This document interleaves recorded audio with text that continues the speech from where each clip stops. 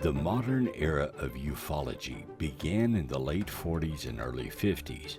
Since then, people have come forward with inside information, allegedly from the government, on the UFO enigma. Some have been civilians, government employees, retired military, and active military. In the UFO community, these brave souls, willing to risk it all to tell the public what is really going on, have been called whistleblowers.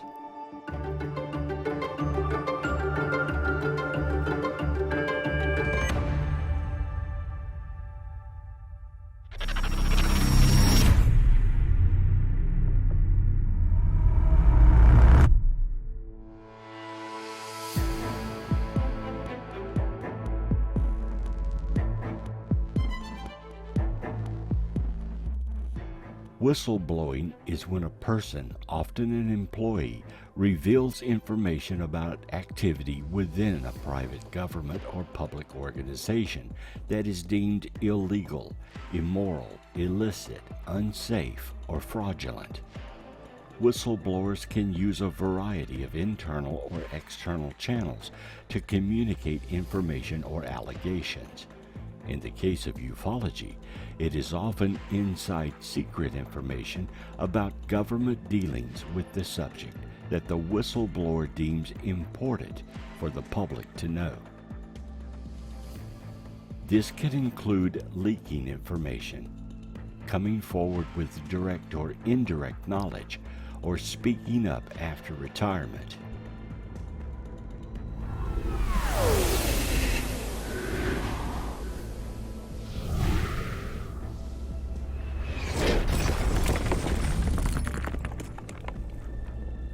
For example, in 1947, something crashed near Roswell, New Mexico. At the time, it was considered top secret.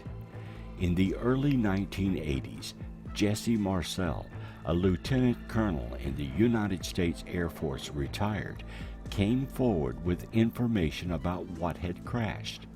This led to an investigation by UFO researchers.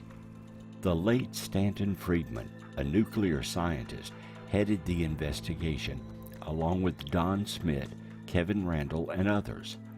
They pieced together the events of that fateful day, and now we have the full story of Roswell, including new information that continues to be revealed as more eyewitnesses come forward or give deathbed confessions.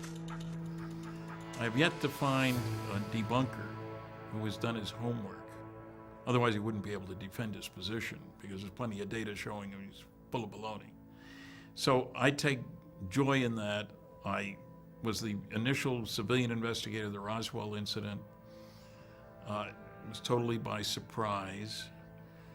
I mean, unexpected, so to speak. And I certainly didn't know when I had my first conversation with Jesse Marcel that 30 years later, I'd still be working on that case, you know, or that Roswell would have a festival every year and so forth. I've enjoyed coming here. I enjoy the opportunity to answer people's questions.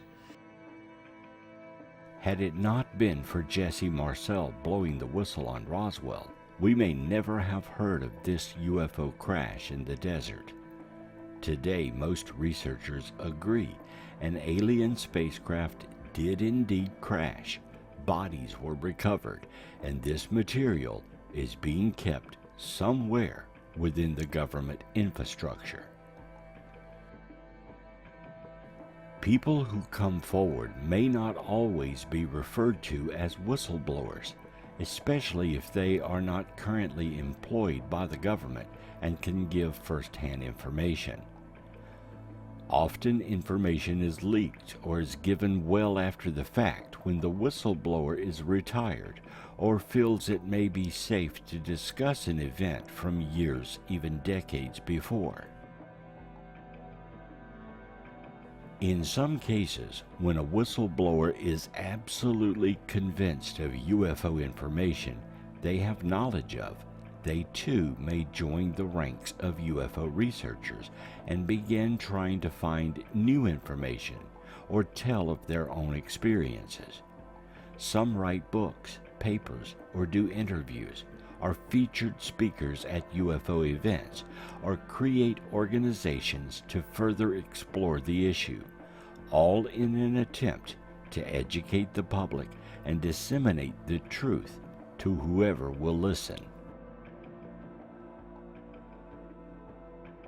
Lieutenant Colonel Wendell C. Stevens was a veteran UFO researcher specializing in contactee research. However, he had also been in the military, where he was exposed to actual UFO information. He was born in 1923 and enlisted in the U.S. military service at an early age. He alternated his career between pilot and air technical service assignments with the Air Technical Intelligence Center, ATIC, at Wright Field. In 1947, Stevens was assigned from ATIC to Alaska, where he first encountered military personnel who had seen UFOs and became interested in the subject. After retirement, he began to tell of what he had heard from military personnel in Alaska.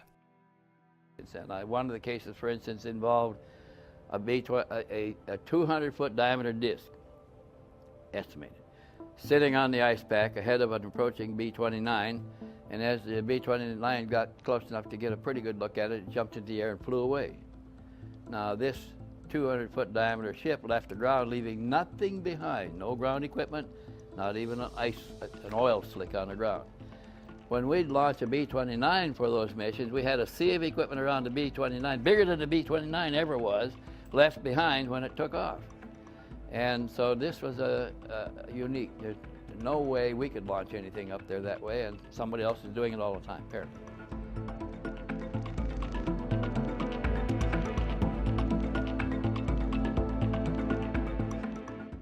In 1988, 2 FBI offices received similar versions of a memo titled Operation Majestic 12, claiming to be highly classified government documents. The memo appeared to be a briefing for newly elected President Eisenhower on a secret committee created to exploit a recovery of an extraterrestrial aircraft and cover up this work from public examination. These documents were leaked to UFO researchers, and the late Stanton Friedman began an investigation on the truth and veracity of the documents. He did exhaustive investigations and found much of the information to be plausible. The saucers are real, they're classified higher than the H-bomb, and this secret committee, headed by Dr. Vannevar Bush within the Research and Development Board, is looking into the modus operandi, how the saucers work, basically. And then it says, and they're also talking about mental aspects of the whole phenomenon, which is interesting. No one knows who leaked the documents or if they actually are real. The government denies they are authentic, and many researchers today have dismissed them as bogus. However, Stanton believed they could be actual government documents and presented real information, or they could be part of some disinformation campaign. In any case, the controversial documents have been thoroughly investigated, and some believe an anonymous whistleblower was trying to get authentic information out about this group or a similar group that actually did exist and may still exist today. Governments keep secrets, sometimes for decades. It's important they not allow enemy governments to know what they have and how they plan to use it.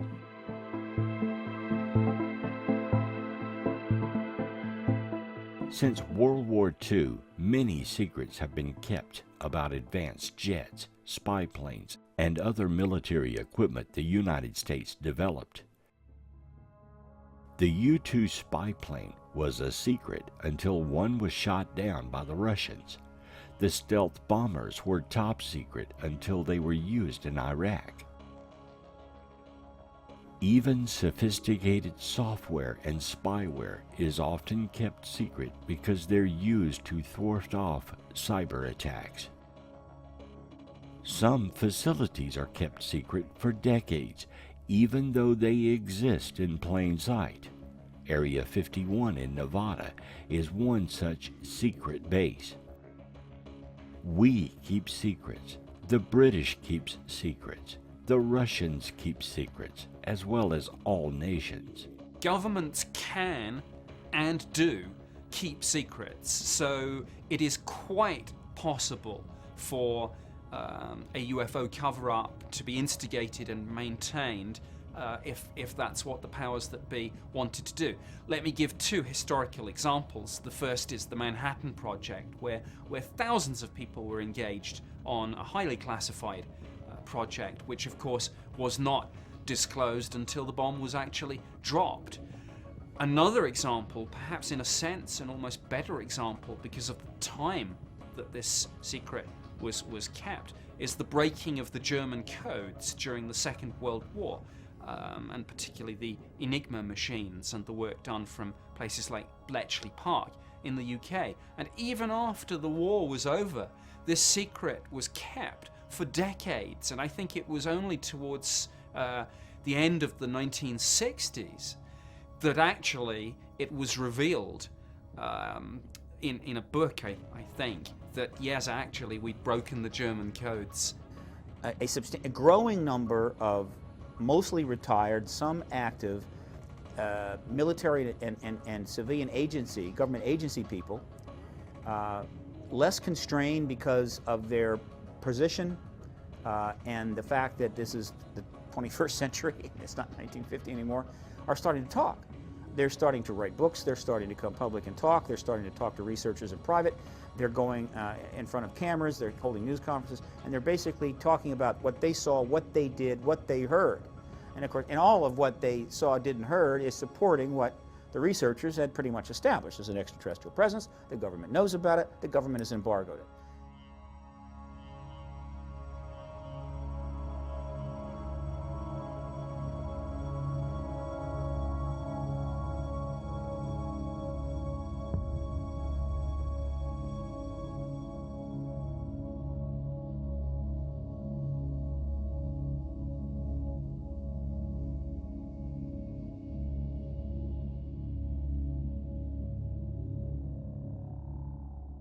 Rumors have existed for decades about secret government and military programs whose task is to retrieve crashed vehicles or those which have been shot down intentionally. These UAPs are said to be kept secret at Wright-Patterson, Area 51, and other bases and facilities around the country, as well as worldwide. Whistleblowers are the primary source of information about these programs. Data concerning them have in times past been given to UFO researchers, usually off the record, and the whistleblower never comes forward. Little by little, a trickle of information is spoon-fed to investigators who cannot access these bases, and therefore they cannot prove the claims.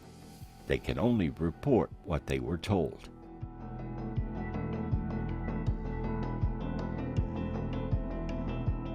From what researchers have been able to gather, there appears to be a top-secret crash retrieval program currently active in America and abroad to recover UAPs and UFOs whenever possible.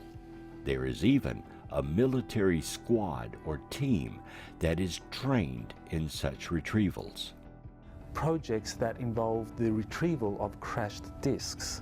So what his job was to go out with a number of other people who were recruited from various military services, that they would come together, they would then be told to go to a particular location, and they would then have the responsibility of sanitizing and retrieving whatever information and whatever physical evidence there is about a crashed extraterrestrial vehicle in different locations in the United States or elsewhere.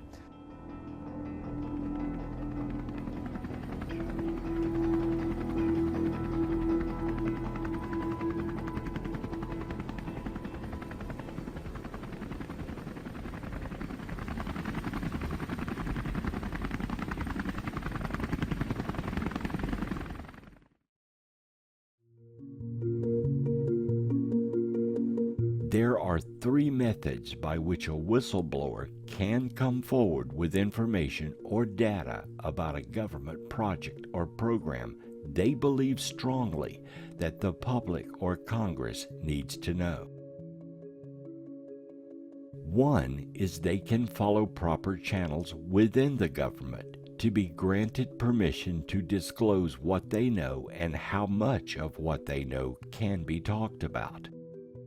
This method requires approval for them to blow the whistle on other employees and their secret programs. This is the release of information in a controlled manner.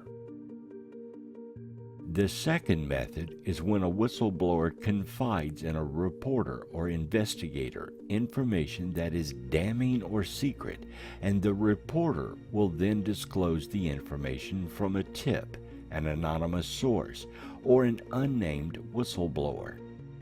It is up to the reporter to determine if the information is accurate and keep their source secret and protected. In this case, it is up to the journalist to determine what information should be allowed to be printed, and the journalist takes responsibility for the dissemination of the claims. Reporters have protections when dealing with tips, sources, and whistleblowers.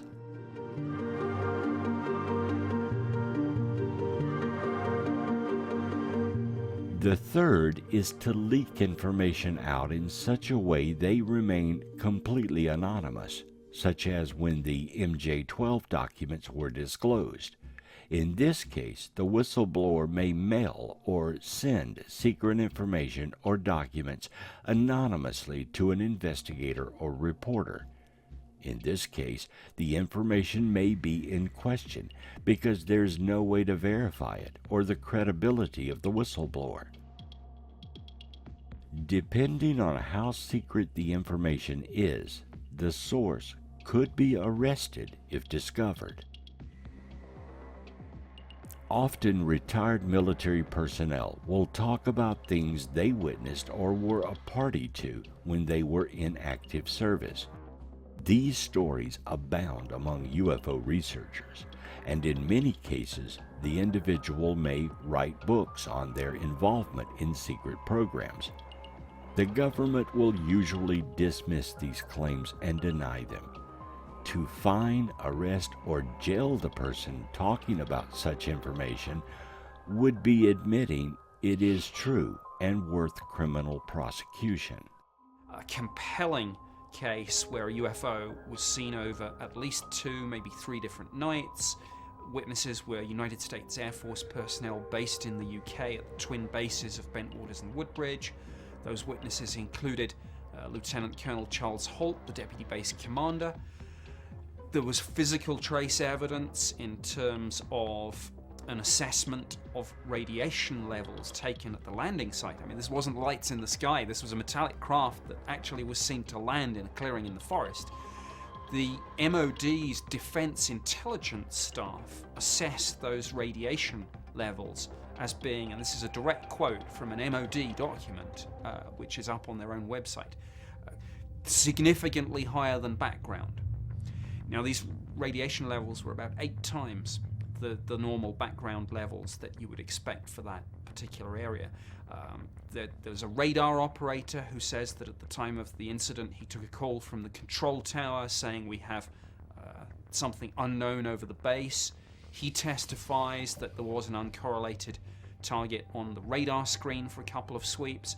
Colonel Holt talks about light beams being fired down from the UFO at him and his men, and how later on in the night the UFO was firing light beams down at the weapons storage area on the military base. So in terms of hard evidence from credible eyewitnesses and the physical evidence in terms of things like radar and radiation levels, this case is about as good as it gets.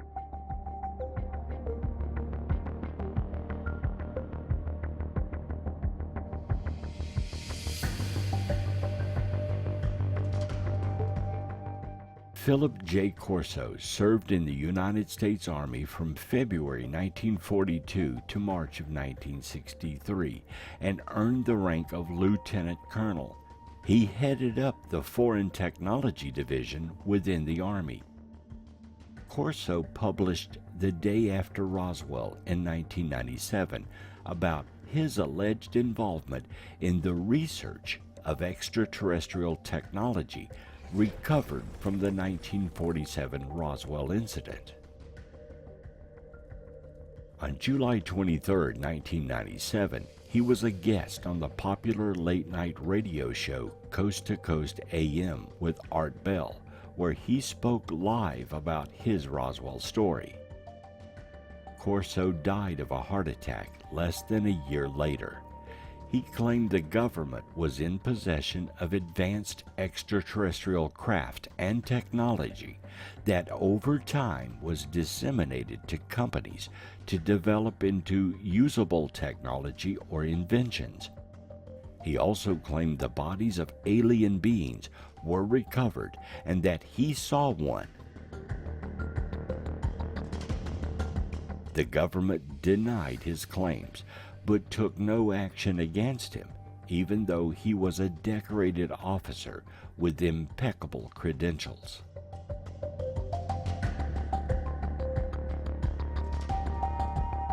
Another case of possible leaked information from a whistleblower is the story by Bob Lazar. Lazar is an American businessman who claimed he was hired in the late 1980s to reverse engineer extraterrestrial technology. This work supposedly occurred at a secret site called S4, a subsidiary installation allegedly located several miles south of the United States Air Force facility, popularly known as Area 51. Lazar purports to have examined an alien craft and read U.S. government briefing documents that described alien involvement in human affairs over the past 10,000 years. His claims brought additional public attention to Area 51 and fueled conspiracy theories surrounding its classified activities. His assertions have been analyzed and rejected by skeptics and some ufologists, although he retains a following of supporters. Lazar has no evidence of alien life or technology, and elements of his claimed education and employment history have been exaggerated or fabricated. Perceptions of Lazar have also been affected by criminal activity. He was convicted in 1990 for his involvement in a prostitution ring, and again in 2006 for selling illegal chemicals. Journalist Ken Lane states, "A lot of credible people have looked at Lazar's story and rationally concluded he made it up. However, some of his detailed information about S4, the fact it does exist, and the saucer's flight capabilities is consistent with other claims. We simply do not know if Lazar is an actual whistleblower or just a good storyteller."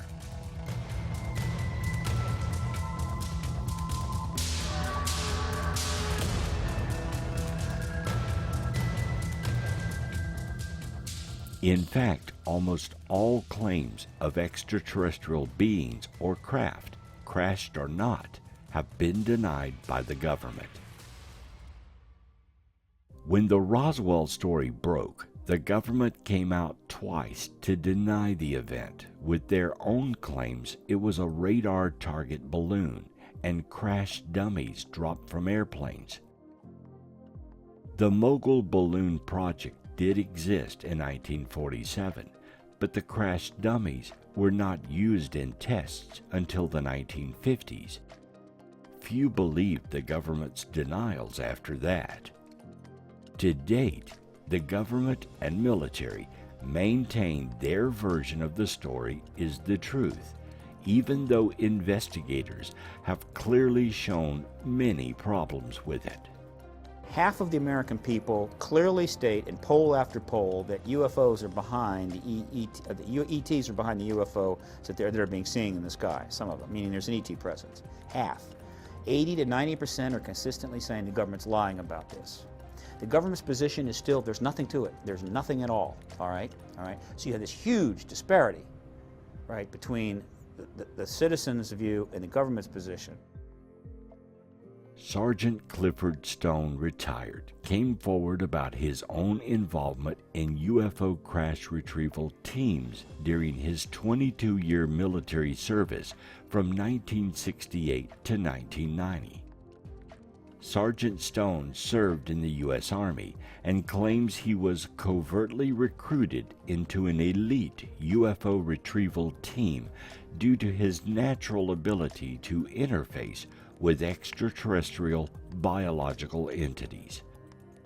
The strongest objective support for his claims of having worked in covert UFO retrieval projects is the extensive documentation he has provided to support the existence of covert UFO crash retrieval teams. He was able to use very specific Freedom of Information Act's request to uncover information disclosing the existence of classified projects such as moon dust and blue fly that were created to recover debris of UFOs.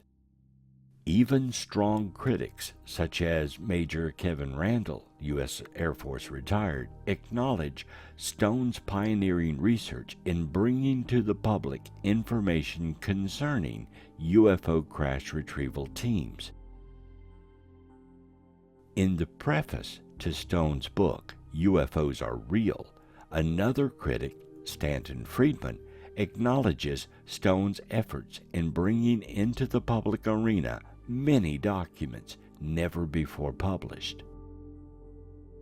The fact that Stone was able to ferret out the existence of such classified projects despite previous denial of their existence by various military and government authorities supports his testimony that he had first-hand knowledge of these classified projects. It is dangerous to disclose secret documents. The disclosure of classified information involves severe penalties, especially for whistleblowers for the UFO phenomenon that appear to run the most risk of adverse penalties in disclosing such information. Stone cataloged in his book, UFOs Are Real, numerous documents he had been able to retrieve by the Freedom of Information Act, even during his years of military service.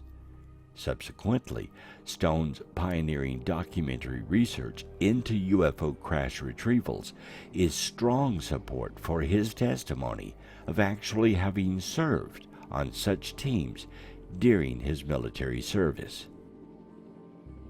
Stone claimed in an interview that during his military service he was monitored by an individual whose rank was never told, but whom he called Colonel.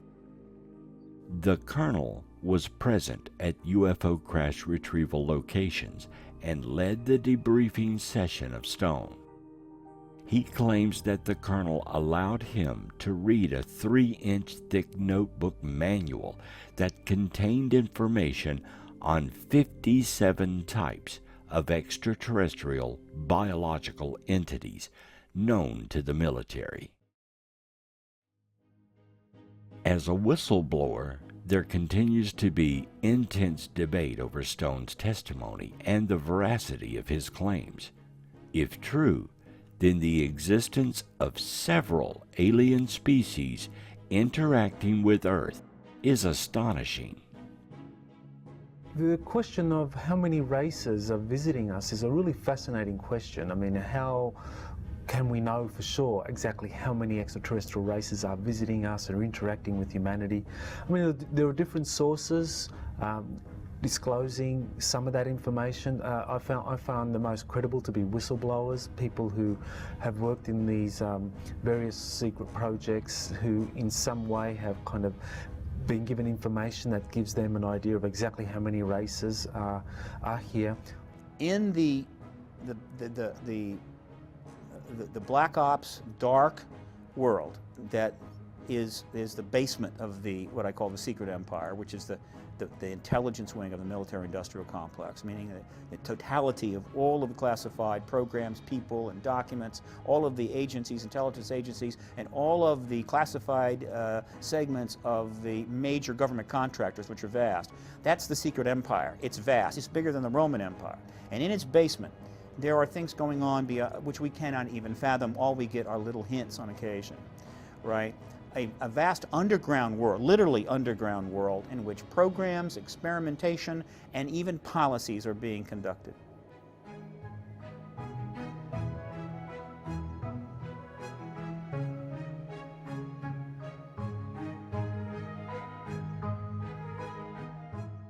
Luis Elizondo is a former U.S. Army counterintelligence special agent and former employee of the Office of the Undersecretary of Defense for Intelligence. From 2008 until his resignation in 2017, Elizondo worked with the Office of the Undersecretary of Defense for Intelligence in the Pentagon. Elizondo claims that ending in 2012, he was the director of the Advanced Aerospace Threat Identification Program, a special access program funded at the initiative of then-Senator Majority Leader Harry Reid to investigate aerial threats, including unidentified aerial phenomena.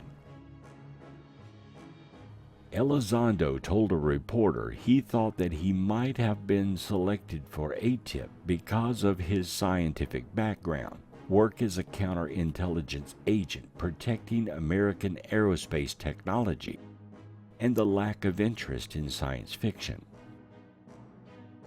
According to the Department of Defense, the ATIP program ended in 2012 after 5 years.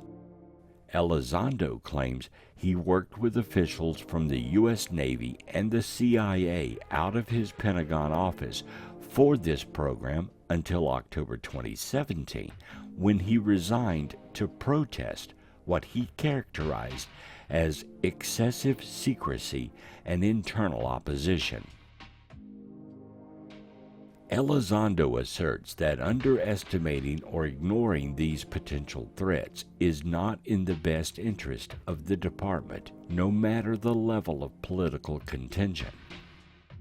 The New Yorker reports that Elizondo was hired to take over the program, which was an outgrowth of a government project awarded to businessman and paranormal enthusiast Robert Bigelow, ostensibly to examine the future of warfare, but reporting almost exclusively about UFOs, including a photo of a supposed tracking device that aliens had supposedly implanted in an abductee. His position in the ATIP program was questioned by The Intercept and challenged by Pentagon officials, with spokesperson Christopher Sherwood saying Mr. Elizondo had no responsibilities with regard to the ATIP program while he worked in OUSDI, the Office of Undersecretary of Defense for Intelligence, up until the time he resigned, effective October of 2017. In response, Elizondo filed a complaint with the agency's Inspector General, claiming a coordinated campaign to discredit him for speaking out, including Pentagon press statements asserting he had no official role in UFO research even after his role was officially confirmed. In the Inspector General's complaint, Elizondo also stated that he was the target of a personal vendetta from a political rival. Senator Harry Reid sent a letter to NBC News stating, "I can state as a matter of record Lou Elizondo's involvement and leadership role in this program." Elizondo believes UAPs might be from another dimension.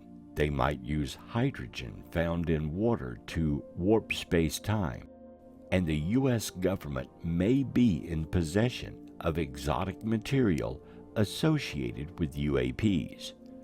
Whether Elizondo is a legitimate whistleblower with highly secret information is continuing to be argued. In any case, he is responsible for the current disclosure of UAP videos, radar data, and incidents being released recently, and the current congressional interest in the UAP phenomenon. It was his disclosure of ATIP and the new task force by the government that kick-started much of the new data and confirmations we have to date. Whether governments have done this willingly or whether in some cases they've been dragged kicking and screaming into that decision by a combination of the UFO community and the media and people making pretty smart, targeted FOI requests, I don't know, but we are where we are, and it's an interesting situation. We know an awful lot more now about Air Force and government involvement with this subject and some of the cases they've investigated than we knew 2 or 3 years ago, and that's a great thing.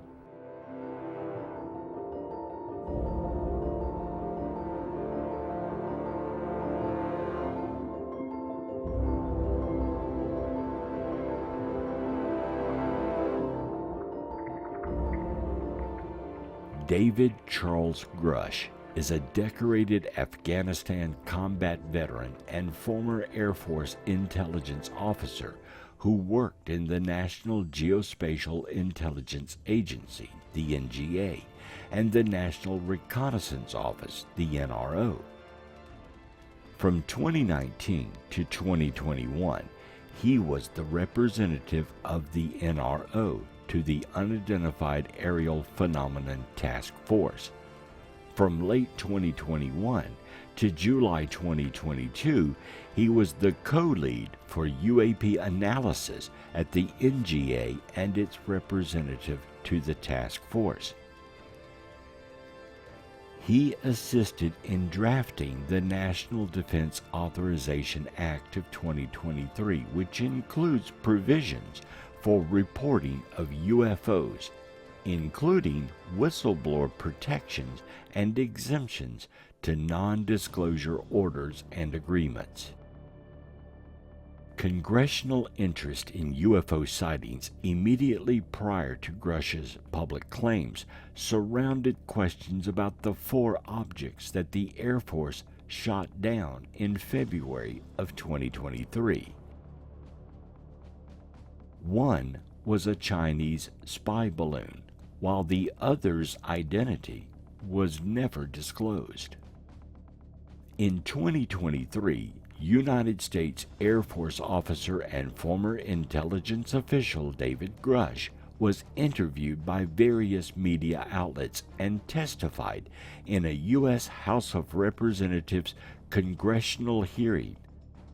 Grusch claimed that he had conversations with unnamed officials that led him to believe that the U.S. federal government maintains a secretive UFO or UAP recovery program and is in possession of non-human spacecraft along with their dead pilots, which he referred to as non-human biologics.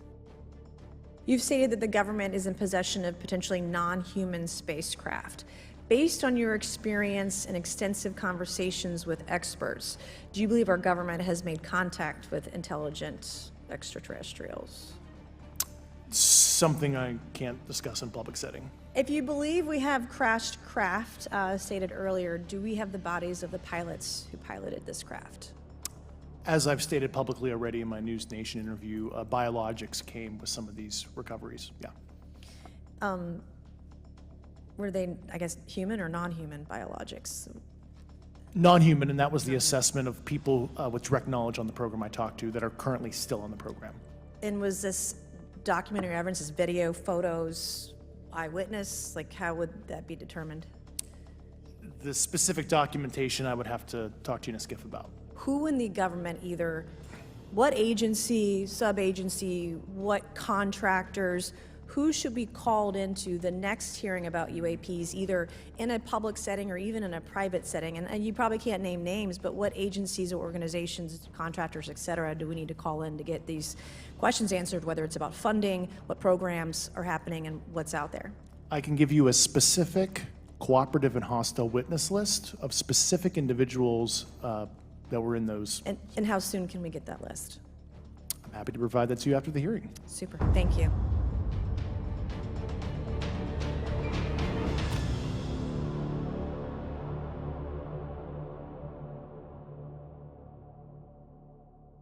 In 2022, Grusch filed a whistleblower complaint with the U.S. Office of the Intelligence Community Inspector General to support his plan to share classified information with the U.S. Senate Select Committee on Intelligence.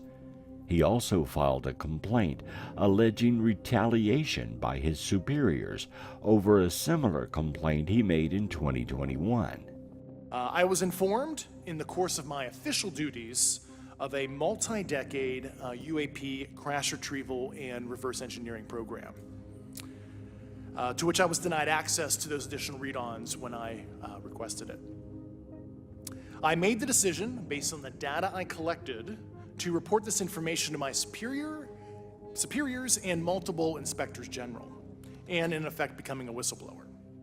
As you know, I've suffered retaliation for my decision, but I am hopeful that my actions will ultimately lead to a positive outcome of increased transparency.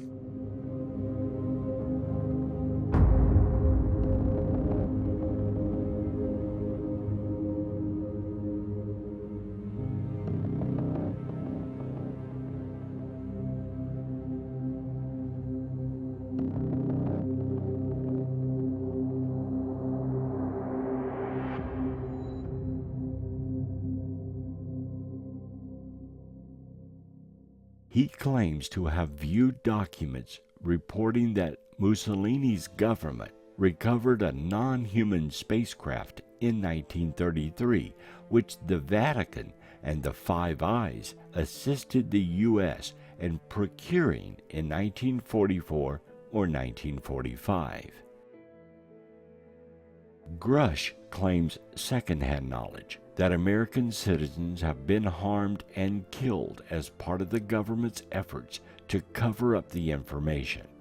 In response to his June 2023 claims, the National Aeronautics and Space Administration and the U.S. Department of Defense issued statements reaffirming that no evidence of extraterrestrial life has been discovered and that there is no verifiable information about anyone possessing and reverse engineering any extraterrestrial materials.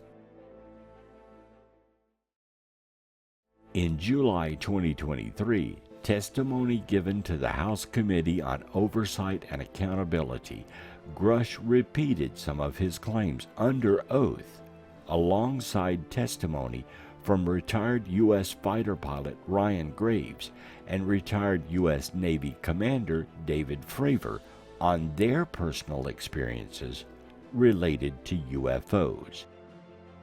A few questions for Mr. Favor. As an expert naval aviator, have you ever seen an object that looked and moved like the Tic Tac UAP? No. Did the Tic Tac UAP move in such a way that defied the laws of physics? The way we understand them, yes. Many dismiss UAP reports as classified weapons testing by our own government, but in your experience as a pilot, does our government typically test advanced weapon systems right next to multi-million-dollar jets without informing our pilots? No, we have test ranges for that. Again, I'd like to know, how do you know that these were not our aircraft? Some of the behaviors that we saw in a working area, we would see these objects being at 0.0 Mach, that's 0 airspeed, over certain pieces of the ground. So what that means, just like a river, if you throw a bobber in, it's going to float downstream. These objects were staying completely stationary in Category 4 hurricane winds.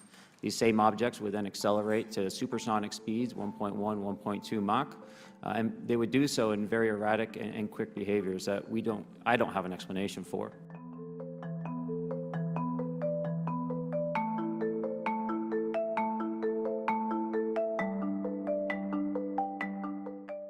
Grusch testified that he could not elaborate publicly on some aspects of his claims, but offered to provide further details to representatives in a sensitive, compartmentalized information facility, or a SCIF. Grusch claims that the U.S. federal government maintains a highly secretive UFO retrieval program and possesses multiple spacecraft of non-human origin, as well as corpses of deceased pilots. Grusch also claims there is substantive evidence that white-collar crime took place to conceal UFO programs, and that he had interviewed officials who said that people had been killed to conceal the programs.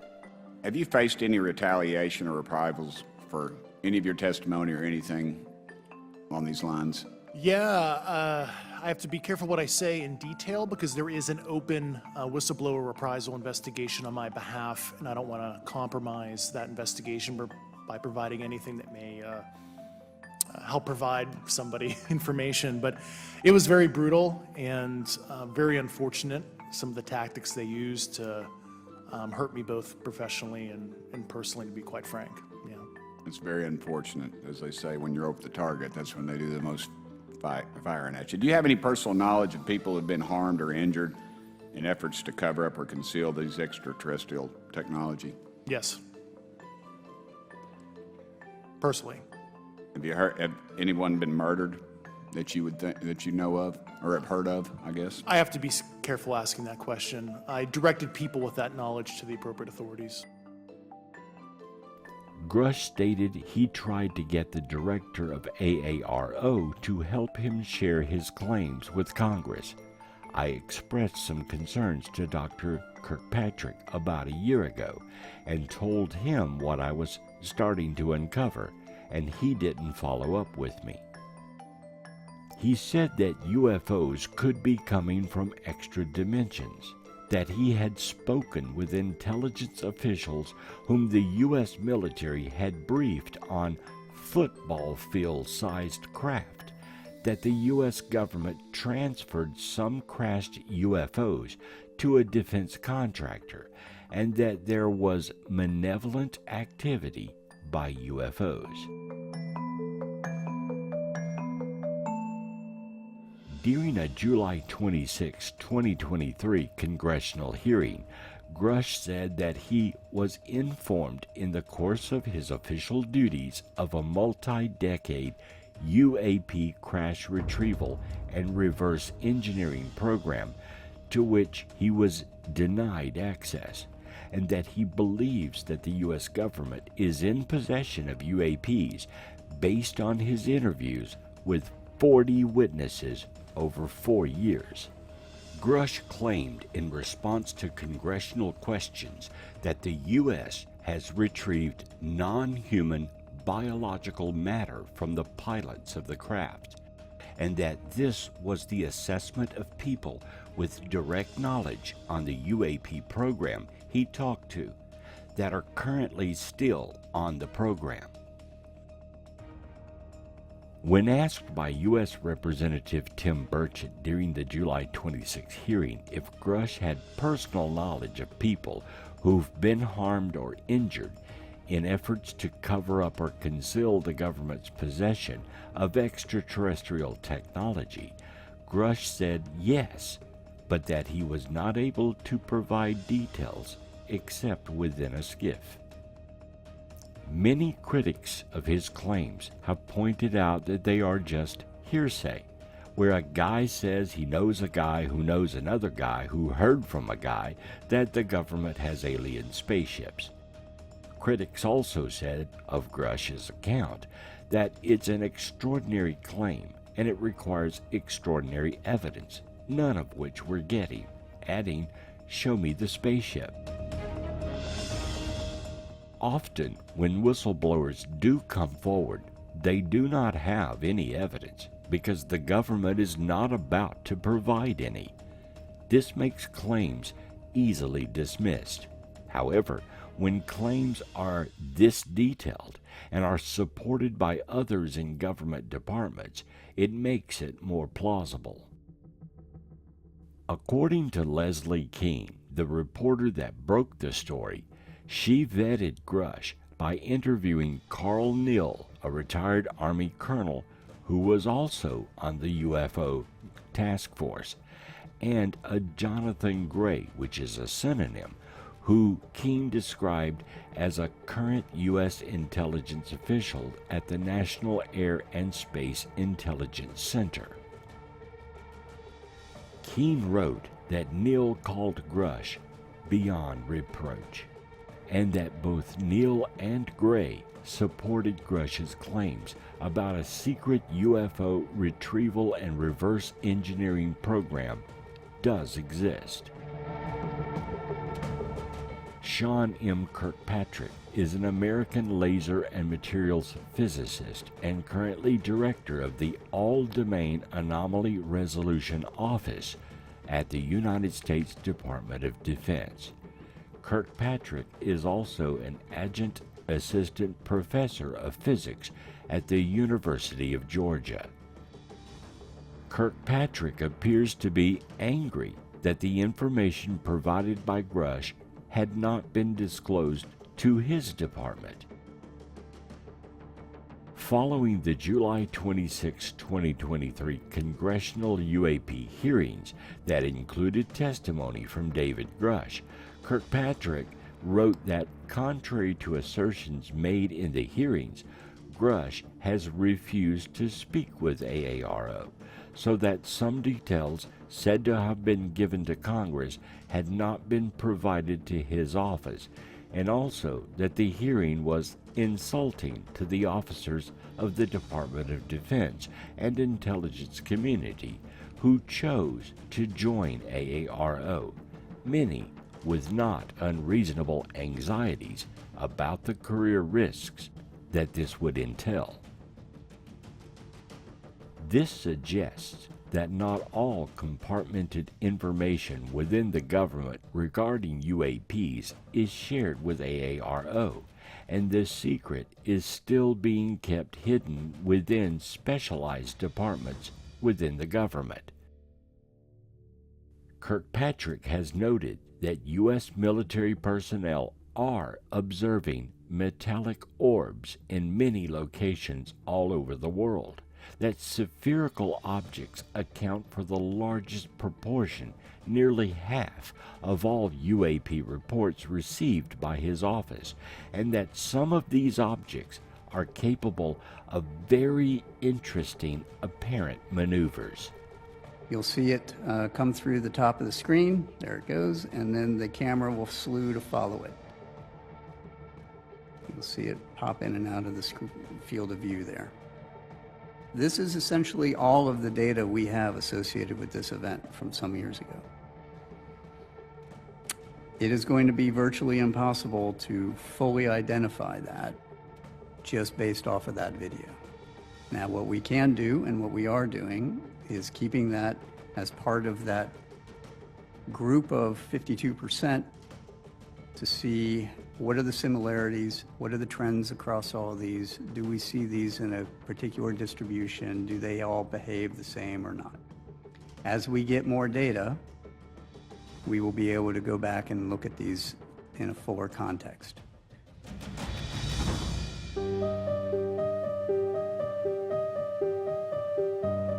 Whistleblowing is nothing new. As early as the late 1940s and 1950s, there's been speculation the Air Force has been holding back on the truth of the UFO enigma. One of the first to bring this to the public's attention was Donald Edward Kehoe. He was an American Marine Corps naval aviator, writer of aviation articles and stories in a variety of publications, and tour manager of aviation pioneer Charles Lindbergh. In the 1950s, Kehoe became a UFO researcher and writer, arguing that the U.S. government should conduct research into UFO matters and should publicly release all of its UFO files. Kehoe had access to naval, marine, and other pilots and their stories. In 1947, the Air Technical Intelligence Center at Dayton, the top Air Force intelligence men and scientists under contract, sent a secret document to the Commanding General of the Air Force saying that whatever these things were, they were real. In 1948, ATIC, the same group, sent a top secret estimate to the Commanding General, Hoyt Vandenberg, said these were interplanetary spaceships. In 1952, there was an intelligence analysis of the maneuvers of these things, as seen by radar, triangulation, radar photographs, and in 1953, the Central Intelligence Agency and the Air Force had a special panel of scientists meet at the Pentagon to tell them what to do. And after they got through, this group said, you don't have proof that these things exist, not scientific proof, but you have a very strong circumstantial case. We suggest you quadruple the investigation, set up special observation posts, in the meantime, release everything you've got to the American people. Now, you've got 4 documents there that they've been sitting on all this time. Now and they have been spending a lot of money investigating flying saucers. If they don't exist, why the money? Why did the intelligence teams rush out every time there's a sighting? Interest in UFOs broke out across the United States following pilot Kenneth Arnold's report of odd, fast-moving aerial objects in Washington state during the summer of 1947. Kehoe began to follow this subject with some interest, though he was initially skeptical of any extraordinary answer to the UFO question. As their forms, flight maneuvers, speeds, and light technology was apparently far ahead of any nation's developments, Kehoe became convinced that they must be the products of unearthly intelligences, and that the U.S. government was trying to suppress the whole truth about the subject. This conclusion was based especially on the response Kehoe found when he quizzed various officials about flying saucers. He was told there was nothing to the subject, yet was simultaneously denied access to saucer-related documents. Off the record, pilots and government officials spoke of the reality of the UFO issue. In Kehoe's view, the aliens, wherever their origins or intentions, did not seem hostile and had likely been observing the Earth for 200 years or more, though Kehoe wrote that their observation suddenly increased in 1947. In 1955, Kehoe authored The Flying Saucer Conspiracy, which pointedly accused elements of the United States government of engaging in a conspiracy to cover up knowledge of flying saucers, the term used at that time.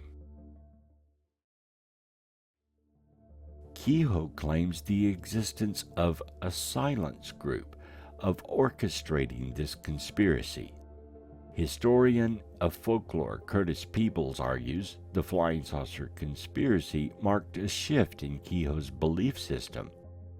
No longer were flying saucers the central theme that now belonged to this silence group and its cover-up. For the next 2 decades, Kehoe's belief about this would dominate the flying saucer issue. It's very possible Kehoe had some inside information and was trying to blow the whistle on the UFO subject, yet also keep informants secret for their own safety. On January 22, 1958, Kehoe appeared on a CBS live television show, the Armstrong Circle Theater, to speak on the topic of UFOs.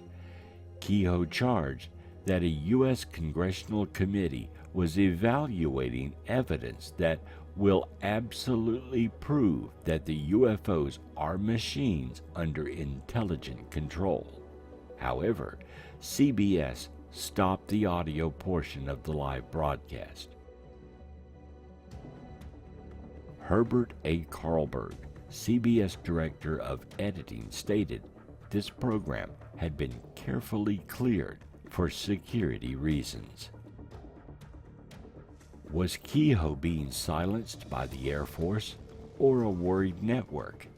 Kehoe died in 1988, fully believing there were documents and government officials that were suppressing information about the UFO UAP mystery. It was widely held that Kehoe had some inside information on the subject, especially in the early 50s when the Air Force was working with him. Later, when he began to figure out the reality of the UFO issue, they cut ties with him and began denying any information or documents existed. We now know that was not true. The Air Force and other military agencies had and continues to have extensive documents on UFOs. In retrospect, Major Donald Kehoe would have been the first whistleblower to present evidence that the government and military knew much more about this issue than they were willing to disclose.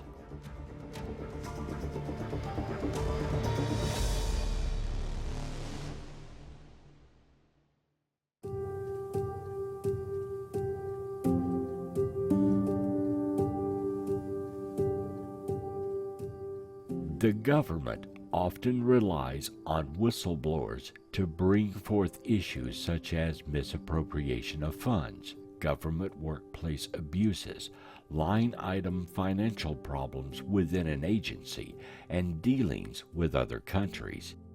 In fact, many of the major issues over the past 5 decades that came forth and became major news events started with a whistleblower. There are channels for such disclosure, and Congress seeks out these individuals so investigations can ensue. When a whistleblower does come forward, their testimony is taken very seriously. Investigations are initiated, and in time, usually, the issue is resolved. In some cases, it leads to criminal and civil lawsuits. Whistleblowers are a necessary and important component of a democracy.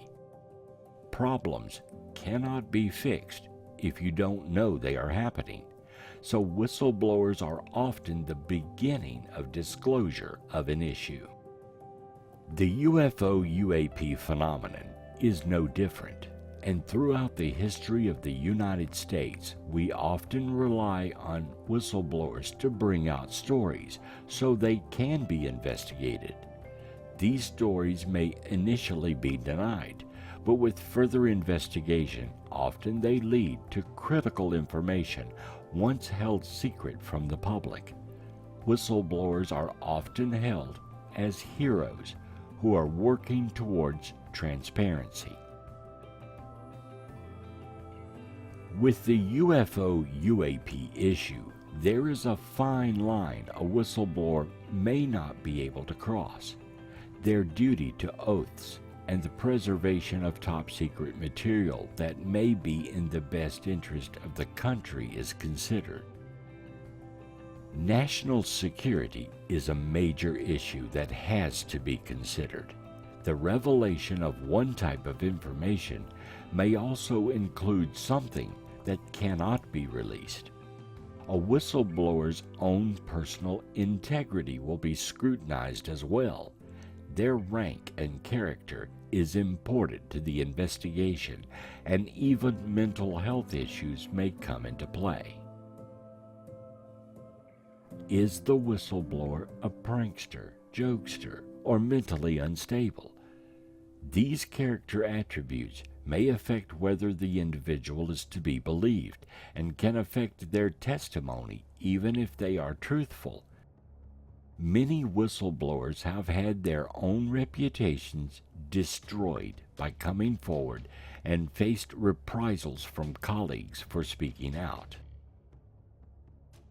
The decision by any individual to come forward and become a whistleblower is something that has to be taken seriously. There must be strong evidence that backs up their claims and a trail to follow to get to the truth. Whistleblowers have to disclose their information under oath, and penalties may ensue if it is found they are lying or exaggerating their testimony. Once a whistleblower does come forward, he or she not only puts themselves in danger, but coworkers and the agency they are reporting itself. Some whistleblowers have gone on to write books and do interviews, walking a fine line between what they can say and what they cannot reveal. They could even face charges of treason if they reveal any material related to national security. Speculative information may easily be denied, and the reputation of the whistleblower dismissed or even destroyed in order to keep the truth secret.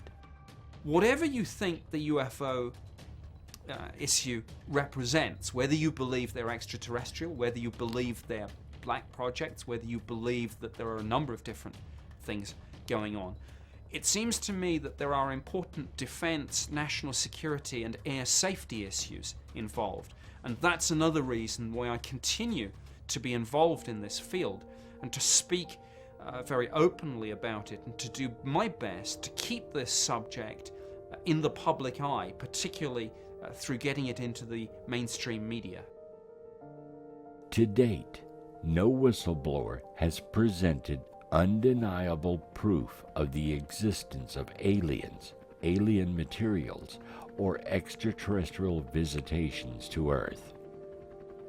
Claims of such are abundant, but so far, nothing concrete has emerged due to a whistleblower's testimony. This does not mean the whistleblowers throughout the study of UFOs are lying. It simply means there's no physical proof of their claims, and physical proof is what science and skeptics need to lay this issue to rest. It is what the public needs as well, a definitive answer to the question of UFOs and UAPs.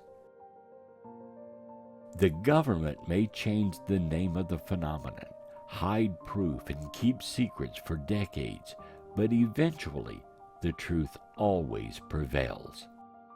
Someone, somewhere, has access to the accumulated data regarding the UFO issue, and perhaps a new whistleblower in the future will bring forth this data in such a way it cannot be denied. The disclosure event is this and this only. It is the formal acknowledgement of this extraterrestrial presence by the governments of the world, probably starting with the United States government. That's it. Everything else, who they are, what they are, where they're from, how they got here, what their intentions are, what involvement have we had behind the scenes, what vehicles have crashed, what reverse engineering has been done, what treaties have been signed, and a million other things. All of that is post-disclosure. And that will be an informational battle that'll go on between the citizens' interest and the government's interest. And there will be endless and, well, there will be what will seem like indeterminable battles over the truth. But that process will be tripped by the disclosure event.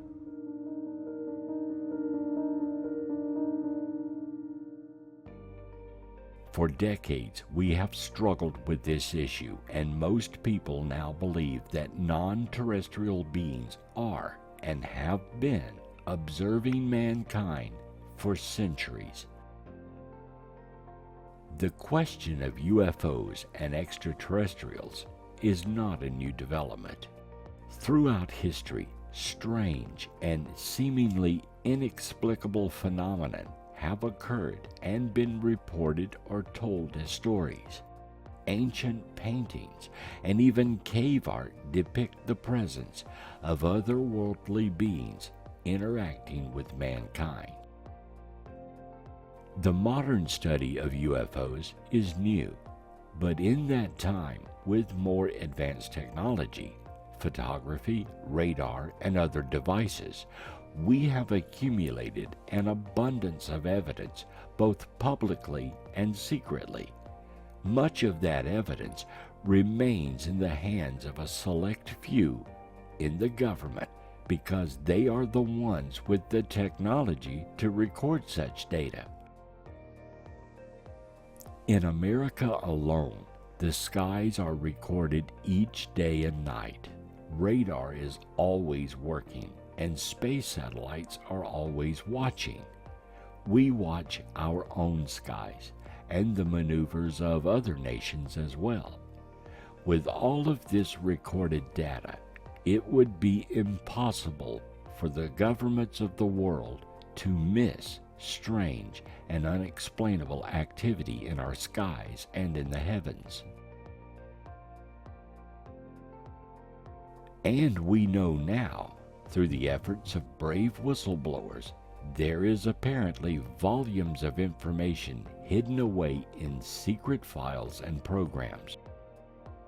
The question remains, is this information hidden for our own protection or for some other nefarious reason? Secrets remain secrets for usually a very short time. At some point, someone tells the truth, and that which was a secret becomes common knowledge. Perhaps one day in the not-so-distant future, we will learn the truth, the whole truth. Till then, whistleblowers will continue to emerge with pieces of this cosmic puzzle, and it is up to us to assemble this knowledge and build the wondrous future that lies ahead.